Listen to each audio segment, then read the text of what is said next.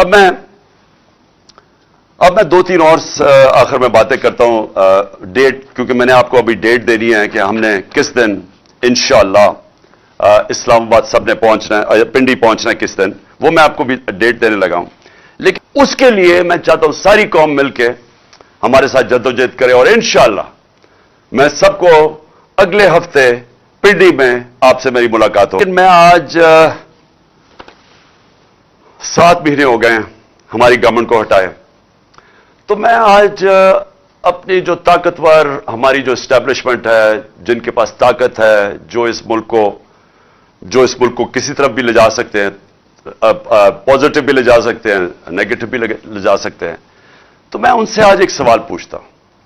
میرا یہ سوال ہے، اور کیونکہ مجھے اس کا کوئی جواب آیا نہیں ابھی تک، کہ یہ لوگ جو 2 خاندان تھے، جنرل مشرف نے ان کو ہٹایا جب 99 میں، تو 2 دفعہ یہ کرپشن میں 90 کی دہائی میں نکل چکے تھے، اور کیسز کرپشن کے انہوں نے ایک دوسرے کے اوپر بنائے تھے. نون لیگ کہتی تھی پیپلز پارٹی کرپٹ ہے، نواز شریف کرپٹ ہے، وہ کہتی تھی زرداری کرپٹ ہے. زرداری کو جیل میں نواز شریف نے ڈالا، اور پھر ان دونوں کو مشرف نے ہٹا دیا، اور لوگوں نے مٹھائیاں بانٹی اور کرپشن پہ ہٹایا. اس کے بعد انہی کو جنرل مشرف نے NRO دے دیا، اور اس کے بعد انہوں نے 10 سال جو ملک سے کیا ہے 4 گنا زیادہ قرضہ بڑھا دیا. لوگوں نے ان کے غصے میں مجھے ووٹ دی 2018 میں. اب میرا سوال یہ ہے کہ وہ کیا چیز تھی کہ ایک دم 3.25 سال کے اندر یہی لوگ پتہ نہیں کس میں نہا کے آئے کہ یہ ایک دم ٹھیک ہو گیا اسٹیبلشمنٹ کے لیے، اور اس کے بعد یہ ہمارے اوپر پھر مسلط ہو گئے. چلے مانتے ہوں کہ اسٹیبلشمنٹ نے کوئی اس کے اوپر سازش نہیں کی، لیکن روک تو سکتے تھی نا. جانتے تو تھے ان کا ماضی. کیا ان کا ماضی نہیں پتا تھا؟ فائلیں تو ساری پڑی ہوئی ہیں ایجنسیز کے پاس ان کی چوری کی، سب کچھ. تو کیونکہ میں 3.5 سال پرائم منسٹر تھا، مجھے پتا ہے کہ ساری ڈیٹیلز ہماری ایجنسیز کے پاس پڑی ہوتی ہیں کہ ان کی چوری انہوں نے کتنی کی، تو وہ تو سب پتا تھا. تو وہ کیا چیز ہوئی کہ ان کو پھر ہمارے اوپر مسلط کر دیا؟ بیرونی سازش کامیاب ہو ہی نہیں سکتی جب تک اندر ان کی مدد نہ ہو. تو میرا سوال یہ ہے کہ اب 7 مہینے کے بعد کوئی ایک بھی مجھے چیز بتائیں کہ انہوں نے ملک کے اندر بہتری کی ہو. مجھے ایک چیز بتا دیں.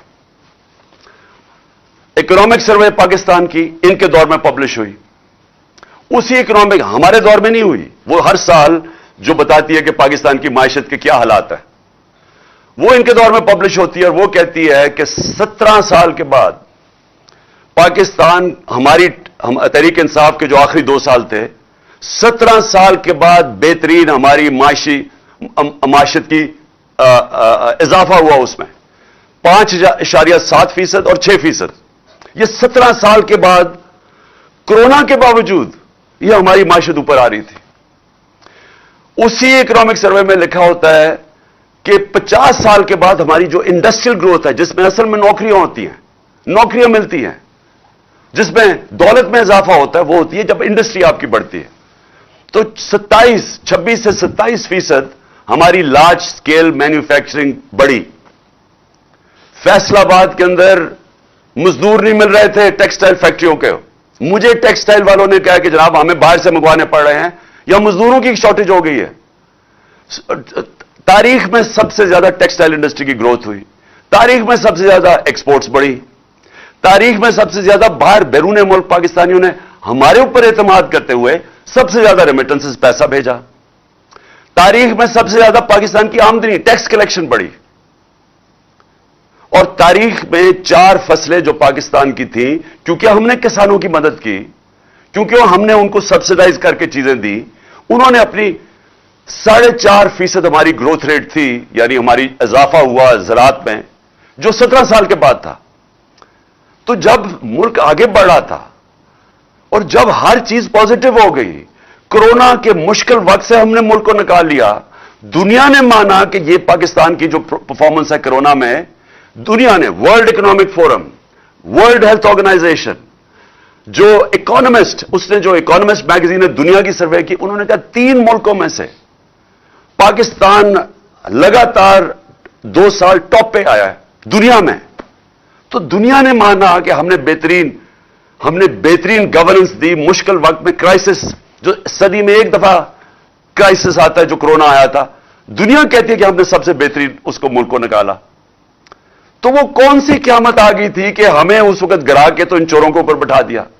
अच्छा चला, मैं मानूं कि अगर आपने शायद किसी को गलत फहमी हो कि शहबाज शरीफ इश्तिहारों के अलावा भी तरक्की कर सकता है, शायद वो समझते हो कि वाकई वो कुछ कर सकता है, लेकिन ये जरा आप देख लें, शायद वो समझे कि इसहाक डार जो 2 दफा 99 में भी इकोनॉमी बैंकरप्ट करके गया, फिर 2018 में पाकिस्तान की इकोनॉमी बैंकरप्ट थी, उसके बाद जो शायद उन्होंने समझा हो कि ये कुछ सीख गया। तो लेकिन आज मुझे 7 महीने बाद बताएं, मुझे एक चीज बताएं पाकिस्तान की जो पॉजिटिव किया इन्होंने। आज अगर पाकिस्तान की अपनी बिजनेसेस हैं, उनका गैलप का सर्वे है कि 88% बिजनेसमैन कहता है कि ये हम गलत तरफ जा रहे हैं, यानी उनका इत्मीनान चला गया इस हुकूमत पे। बैरून मुल्क जो कि रिस्क असेसमेंट होती है कि आप पाकिस्तान कर्जे वापस कर सकता है या नहीं, वो 85% अब कह रहे हैं कि पाकिस्तान कर्जे वापस नहीं कर सकता। तो ना बाहर के लोगों को इस पे इत्मीनान रह गया, ना अंदर किसी को इत्मीनान है इन पे, अपनी बिजनेस को भी नहीं है। और तो गवर्नेंस का यह हाल है कि 53% दहशतगर्दी बढ़ गई है 7 महीनों में। तो इनके पास तो टाइम ही नहीं है इन चीजों का सोचने का। ये तो अपने केसेस ही माफ करवा रहे थे। ये तो हमारी पार्टी को सिर्फ दीवार से लगाने की, ताकि किसी तरह ये मुझे डिस्क्वालीफाई कर इलेक्शन जीत जाए। इनका तो और कोई काम ही नहीं। तो मैं सवाल ये पूछता हूं कि इनके तो पैसे बाहर पड़े हैं, इनका तो स्टेक पाकिस्तान में नहीं है। ये जो नवाज शरीफ का तो सारा टब्बर बाहर चला गया। तो मैं ये पूछता हूं कि अपनी एस्टेब्लिशमेंट से कि आपने आज मुझे ये बता दें कि मुझे पाकिस्तान का क्या फायदा हुआ है। 7 महीने में ये रजीम चेंज से इस मुल्क को फायदा क्या हुआ है। मुझे एक चीज मैं पूछना चाहता हूं, क्या किसानों से पूछे, जाए किसानों से पूछे कि क्या हालात है उनके, आज इंडस्ट्री से पूछे, आज नौजवानों से पूछे, आईटी सेक्टर से पूछे, जो 75% एक्सपोर्ट्स हमारे दौरान बढ़ी थी आईटी की, जो फ्यूचर है मुल्क का। मुझे किसी सेक्टर से बताएं कि किसी को फायदा हुआ है इनके आने से।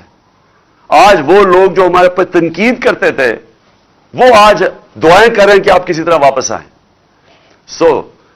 मैं सिर्फ फिर ये सवाल पूछता हूं कि कुछ तो ज़हनों में से गुजरी होगी कि जनाब हम इनको चोरों को वापस आने दें। कुछ तो सोचा होगा कि ये कोई फायदा कराएंगे पाकिस्तान को।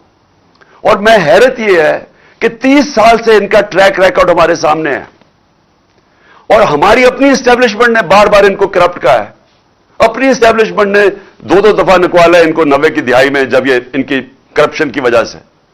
तो मैं अभी भी मैं हैरान हूं कि कोई भी शायद मुझे इसका पता चल जाए कि कोई वजह हो या उनको कोई नजर आई हो चीज कि जो इनमें कोई सिफ्त हो, वो शायद मुझे ना नजर आ रही हो। लेकिन मैं आखिर में आज अपने सारे पाकिस्तानियों से मुखातिब हूं। देखें, ये जो वक्त है इसके अंदर आप सारी कौम को मैं कह रहा हूं, आप न्यूट्रल नहीं हो सकते। आप अगर आज न्यूट्रल हो गए, आपके बच्चे पछताएंगे, आपकी आने वाली नस्लें पछताएंगी कि जब आपको अमर बिल मारूफ पे चलना चाहिए था, जब आपको नाइंसाफी के खिलाफ जहाद करनी चाहिए थी, और आप घरों में बैठ गए। इमरान खान को मैं आपको फिर से कहता हूं, मुझे कोई जरूरत नहीं है कि अपनी जान खतरे में डाल के बाहर निकलूं। जब मुझे पता था उसके बावजूद, और जब मुझे आगे भी पता है, लेकिन मैं बचपन से मेरे ज़हन में यह था कि मैं कभी गुलामी से बेहतर मर जाना है। यह गुलामी है, ये जो हो रहा है। मैं अपना FIR नहीं रजिस्टर करवा सका एक्स प्राइम मिनिस्टर। मुझे पता है किसने यह सारी साजिश की थी, मुझे वो तीनों का पता है, इन्होंने मिलकर की थी, लेकिन मैं नहीं कर सका। तो सोच लें कि आप में से कि आप आवाम में आपके पास क्या हकूक है। आपके पास आपसे अगर ताकतवर जुल्म करता है, आप क्या कर सकते हैं। इंसान और भेड़ बकरियों में फर्क है। इंसानों के हुकूक होते हैं। भेड़ बकरियों को डंडे मार के जिधर मर्जी आज कह दें कि ये चोर हैं, तो कल कह दें कि ये पाक हो गए, तो वो उधर ही चलेंगे। इंसानों के हुकूक है। इंसान जब तक अपने हुकूक और आजादी, जब तक उसके लिए राय हक के लिए नहीं खड़ा होता, इंसानी माशरा जानवरी माशरा बन जाता है। जानवरों का माशरे में जंगल का कानून आ जाता है, जो इस वक्त मुझे अफसोस से कहना पड़ता है पाकिस्तान में है। हमारी कोशिशें हो रही हैं, देखें वो सेनेटर्स निकले हुए हैं, वकील निकले हुए हैं। मैं अपनी सारी पहले तो पार्टी को भी सारों को कहूं कि अभी से तैयारी शुरू कर दें। अगले हफ्ते 26 नवंबर को आपने सबने इस्लामाबाद पहुंचना है। मैं इंशाअल्लाह आपको वहां मिलूंगा इस्लामाबाद में। तो मैं ये चाहता हूं, क्या हूं, मैं सिर्फ अपनी पार्टी को नहीं अब कह रहा, मैं सारे पाकिस्तानियों को कह रहा हूं कि देखें, जो अगर आपका ख्याल है कि तब्दीली आ जाएगी और आप घर बैठे रहेंगे और एकदम तब्दीली आ जाएगी, ऐसे नहीं होता। अल्लाह का फरमान है कि मैं कभी, कुरान में कहता है, मैं कभी किसी कौम की हालत नहीं बदलता जब तक वो कौम खुद अपनी हालत बदलने की कोशिश ना करे।